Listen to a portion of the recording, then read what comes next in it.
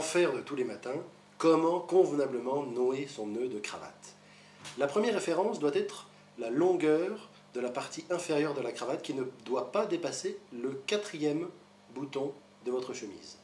Une fois que vous l'avez bien ajusté, à ce moment-là, vous passez la partie supérieure par-dessus, premier retour à l'intérieur, et puis l'on bascule au niveau du col, délicatement récupéré par l'index et le majeur de la main mobile,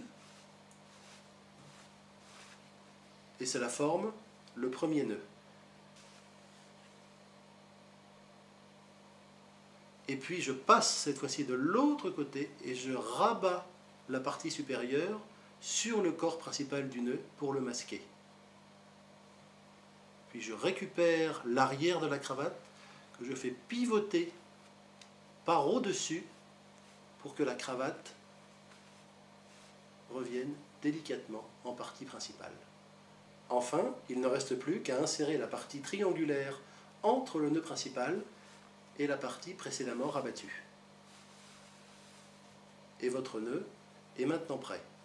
Vous pouvez l'ajuster avec les deux index que vous insérez aux extrémités inférieures du trapèze, éventuellement en donnant cette petite vaguelette très appréciée des Britanniques et qui triangularise parfaitement le nœud. Vous ajustez en resserrant et puis vous rabattez le col, ce qui vous laisse un nœud parfait. La longueur de la cravate est très importante. La partie la plus large du triangle doit arriver au-dessus de la ceinture, alors que la pointe, elle, doit arriver en dessous. Ni trop court, ni trop long.